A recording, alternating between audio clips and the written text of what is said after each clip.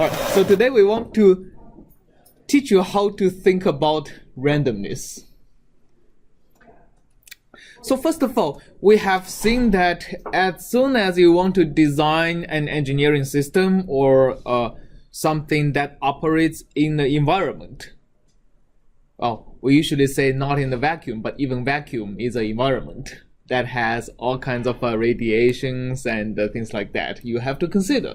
So as soon as you design things that lives in operates in an environment, you have to deal with factors that you cannot predict 100% beforehand. And that's where you have to consider randomness. You have to model the environmental factors as something random, and you have to consider how reliable your system is operating in that random environment. And whenever the randomness comes from many different factors, Monte Carlo method becomes extremely useful, because if you don't use Monte Carlo method, you have to practically consider all possible situations, and what you usually end up calculating is the computation of a very high dimensional integral, as we have seen in the last lecture. And computing high dimensional integrals is a very difficult problem, except for when you use Monte Carlo method. So that's what we are going to be talking about today. Monte Carlo method relies on the concept of randomness. So what is randomness? It's pretty interesting that a lot of the numerical method we studied in differential equations actually dates back to a lot longer than the mathematical concept of randomness came into the picture. And it's for no other reason than the current most productive mathematical concept of randomness is actually quite counterintuitive. So what is randomness? Right now, we think of randomness as a space. Just like when we use finite elements, we think of all possible solutions, all possible functions is a space, right? But then, at least in the finite element, the members of the space are something you can look at on the screen, as opposed to the space of randomness we call the random space. Just contains what we call all possibilities. So every point in the random space is one of the possibilities that the world can turn out to be. All right, so we can see that it's actually a pretty high dimensional space. So, and also what the random space is, how you view it can depend a lot on a particular application. So when your application only depends on a few outcomes, you can think of the random space as if it is the product space, which means it's each uncertain variable is just one axis, x, y, z axis of that space. If you have three uncertain factors, you can consider the random space being a three-dimensional space with the three uncertain factors being its three axes, right? But then a lot of things depends on a lot more than just the three factors, and then the random space can become extremely high. It's not uncommon to think about random spaces that are millions of dimensions. For example, if you consider a time series, right? A time series of, let's say, solar wind, stock market, every time instance, there is a new uncertainty that happens. And that constitutes yet another dimension in this random space. So the random space is effectively an infinite dimensional space that contains all possibilities. So that contains all possibilities.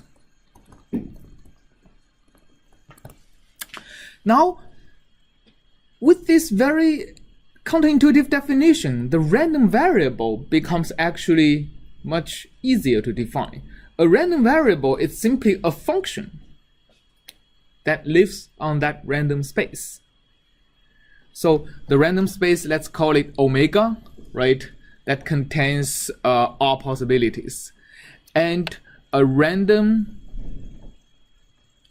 variable, let's call it x, is just a function that maps omega to a number, for example, a real number or integer number. So a random variable just says, give me a realization of the world. I'm going to tell you under that realization of the world what the value of that random number is. All right.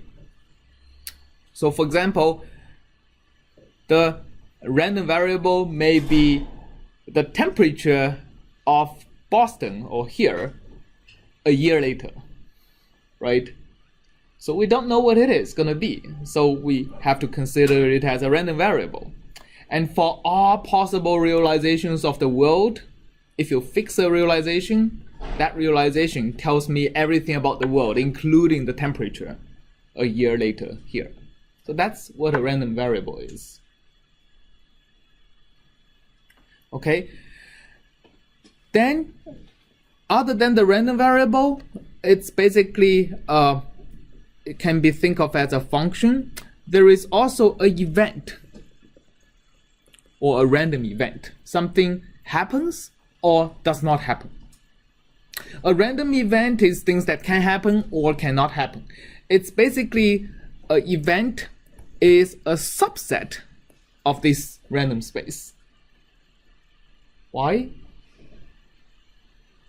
Basically, that means if a particular realization, which is also a member of the random space, containing this A, that means for that realization of the world, this event happened, right?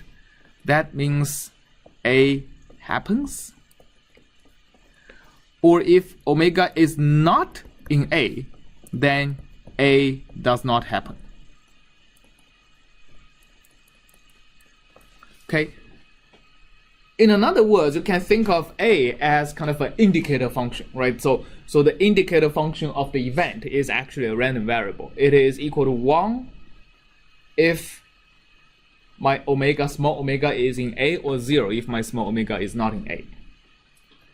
So these three definitions constitute the modern mathematical view of what is randomness. So first of all, you have the random space containing all possibilities. And then you have a random variable that for each possibility gives me a number. You also have associated events, which are just the subsets of the set of all possibilities. For example, consider the event that you exist, right? That actually depends on a lot of previous random factors, right? If the Earth did not form, you probably didn't exist, right? And there are just a huge number of uncertain factors that leads to this event happens or does not happen. So all of these basically forms the foundation of what we talk about in probability and randomness.